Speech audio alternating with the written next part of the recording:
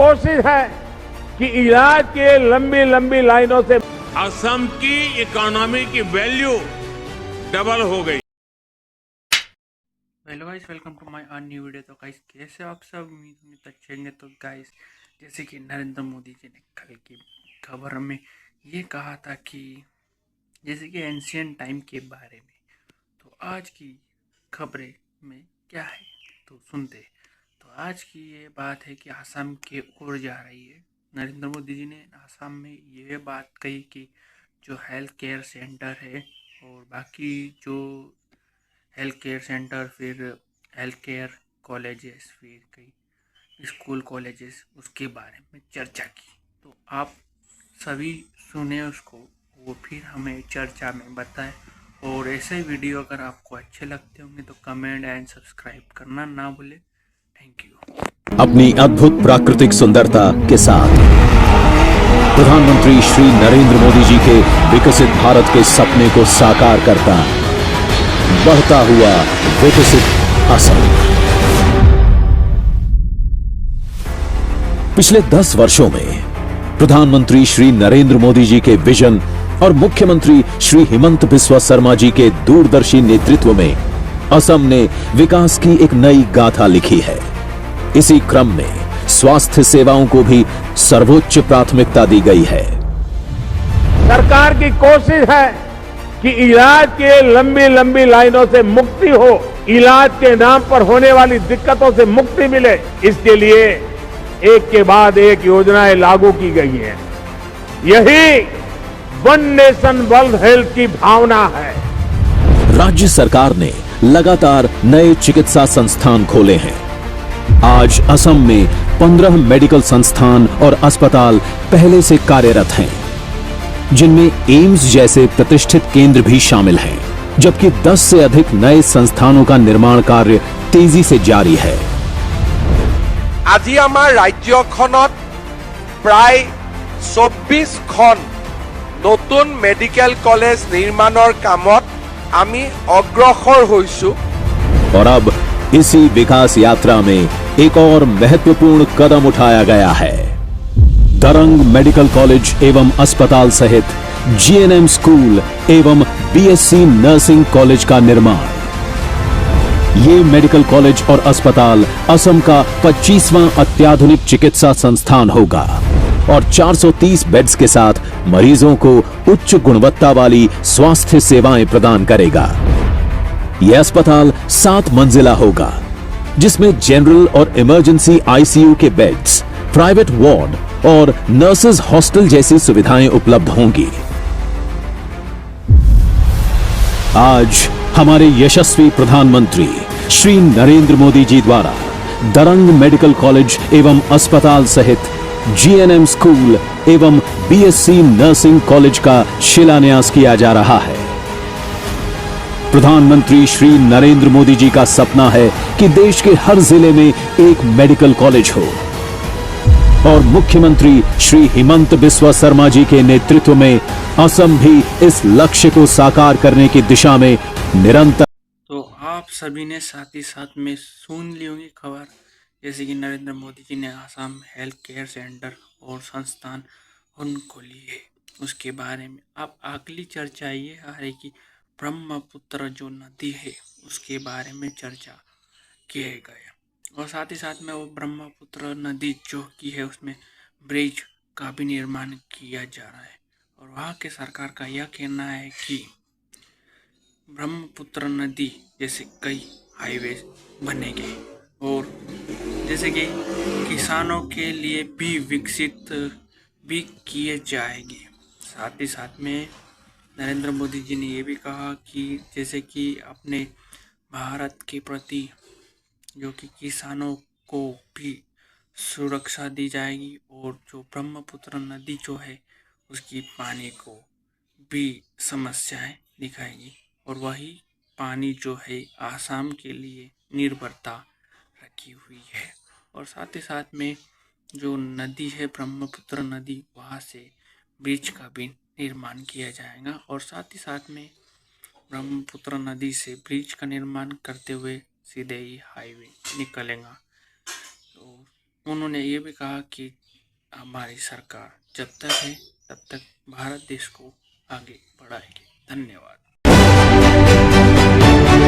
हमारे माननीय प्रधानमंत्री श्री नरेंद्र मोदी जी के विजनरी नेतृत्व में पूरे देश में लास्ट माइल कनेक्टिविटी से ईज ऑफ लिविंग और ईज ऑफ डूइंग बिजनेस प्रदान करने के लिए नदियों पर पुलों का निर्माण तेजी से किया जा रहा है। असम को भी इसका लाभ मिला है।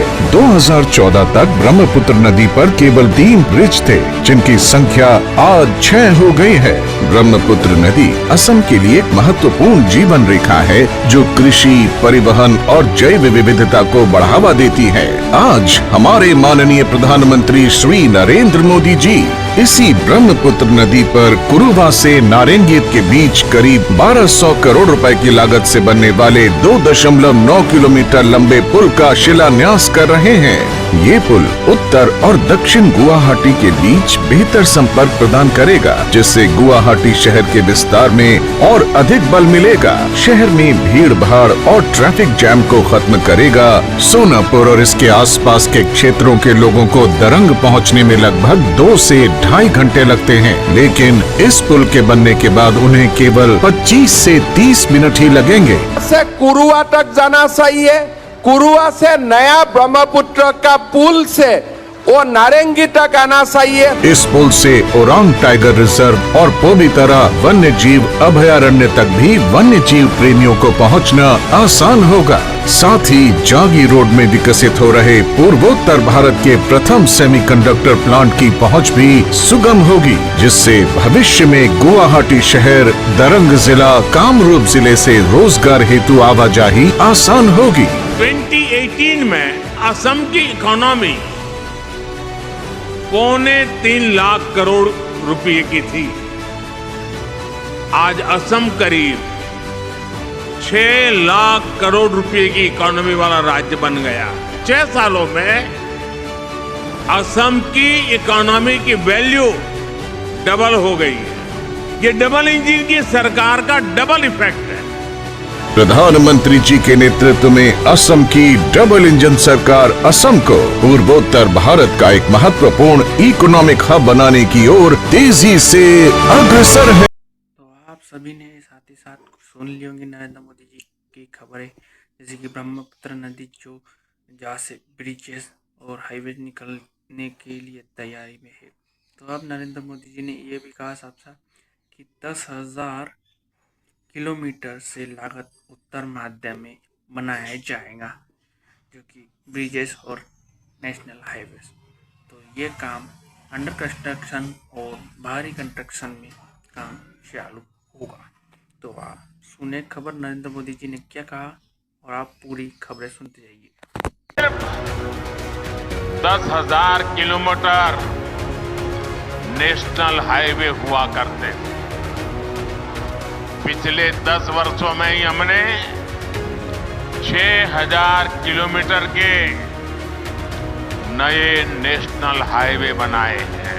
आज माननीय प्रधानमंत्री तो ये देख सकते हो कि गुवाहाटी रिंग के साथ साथ और परियोजना किस तरीके से लागत से बनाई जाएंगी।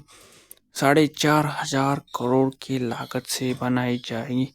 तो सुने, इनसे सपना है कि गुवाहाटी का रिंग रोड बने, मतलब जो 6 लेन हाईवे आज खानापारा से जालुकबाड़ी तक हो रहा है, वो बाईहाटा सारियाली होना चाहिए, वहां से कुरुआ तक जाना चाहिए।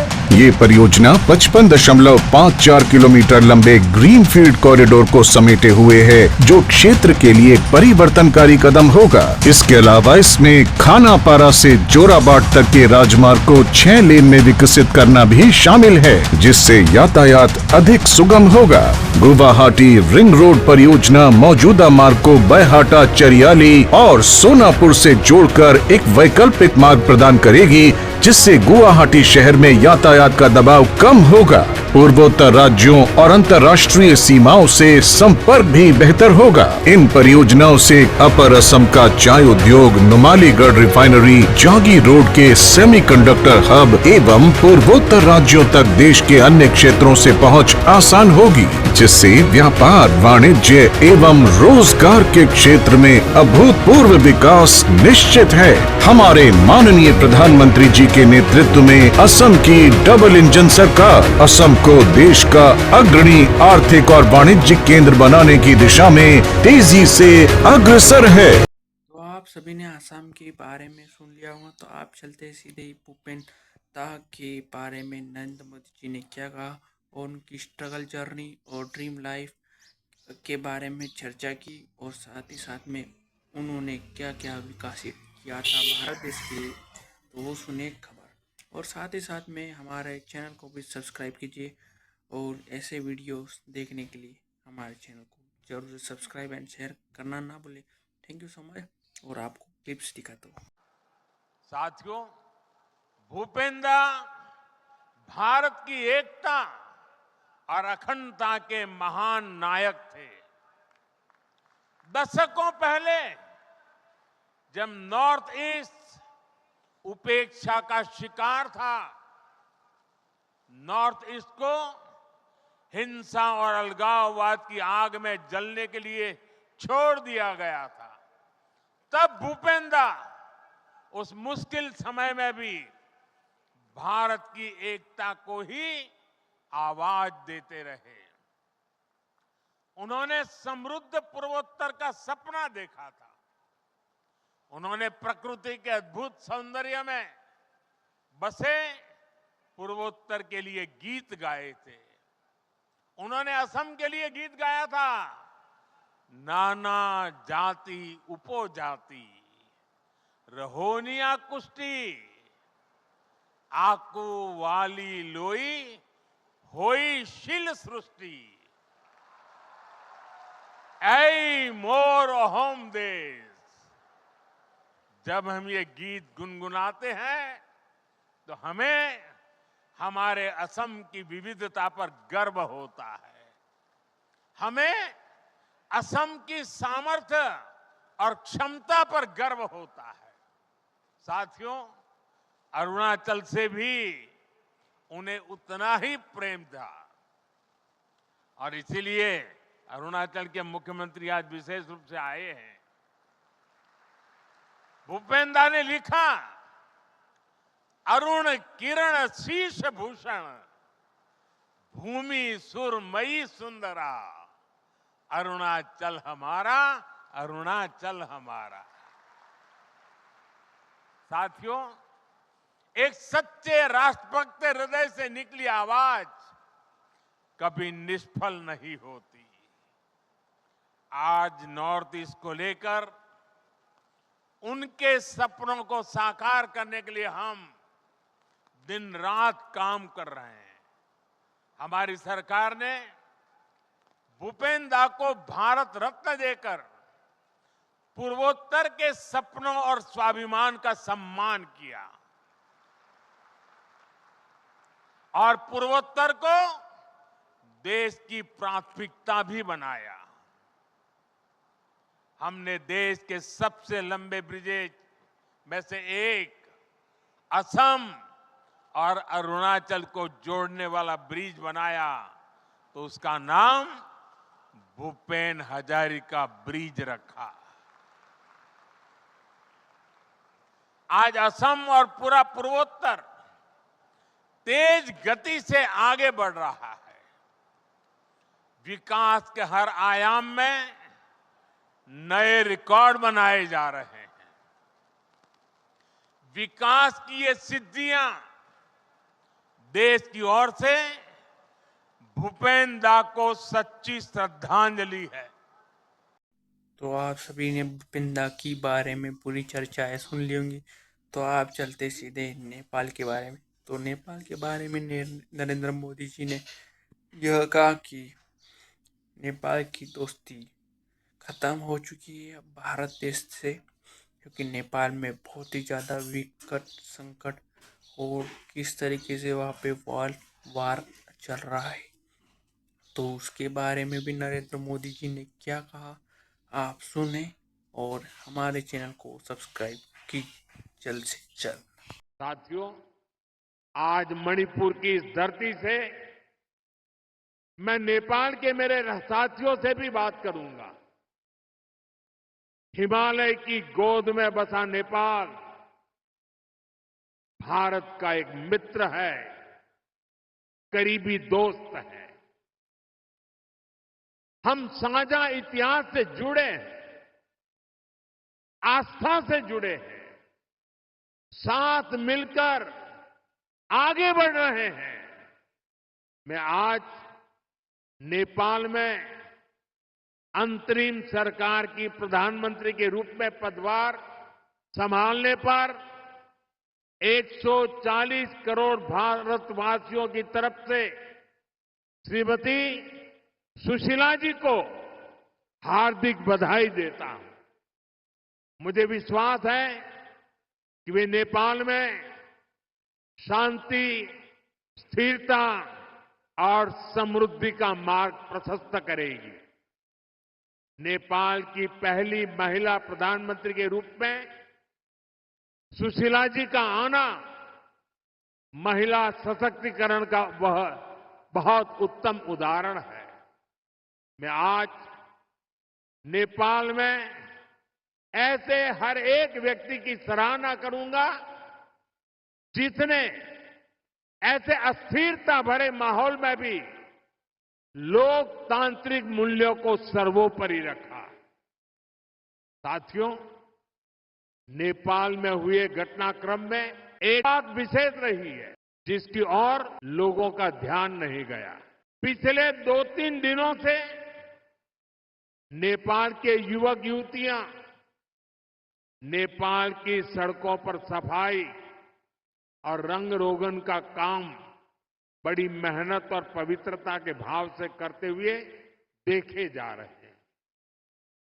सोशल मीडिया पर आ रही उनकी तस्वीरें मैंने भी देखी है। उनकी ये सकारात्मक सोच, ये सकारात्मक कार्य न केवल प्रेरणादायक है बल्कि ये नेपाल के नवोदय का स्पष्ट संकेत भी है।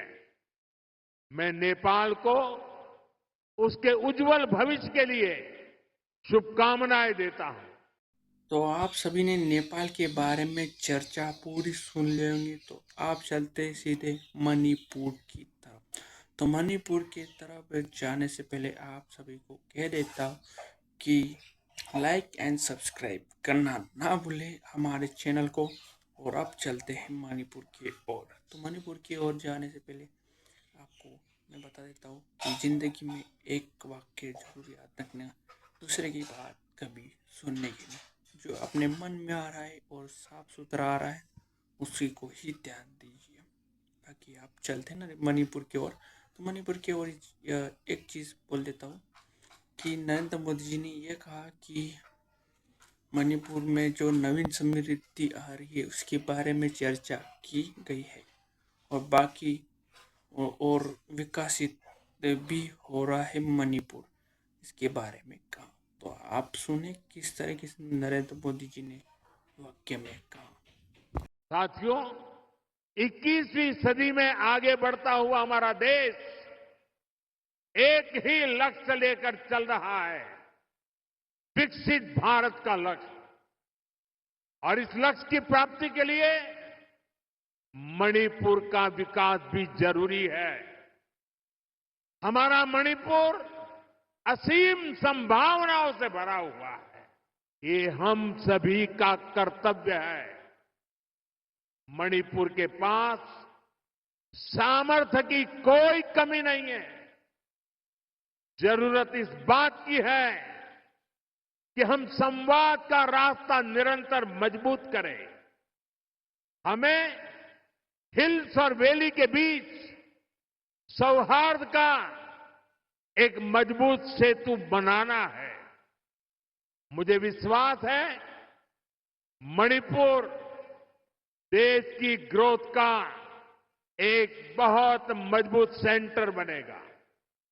तो आप सभी ने आज की पूरी खबर सुन ली। तो पहली बात आसाम के बारे में, हेल्थ केयर सेंटर, फिर संस्थानों के बारे में, और साथ ही साथ में आसाम में जो ब्रह्मपुत्र नदी से जाके ब्रिज, और साथ ही साथ में डिस्क्रिप्शन और बाद में, और ब्रह्मपुत्र नदी से किस तरह ब्रिज और वगैरह वगैरह, और फिर स्कूल कॉलेजेस, इसके बारे में आप सभी ने सुन लेंगे। और बाद में नरेंद्र मोदी जी के ने भूपेंद्र दा के बारे में भी बात की, और बाद में फिर उसके बाद नरेंद्र मोदी जी ने नेपाल के बारे में किस तरीके से दोस्ती खत्म हो गई उसके बारे में, फिर उसके बाद में आखिरी आता है मणिपुर के बारे में, क्योंकि मणिपुर के बारे में भी कहा और किस तरीके से नवीन समृद्धि के बारे में कहा।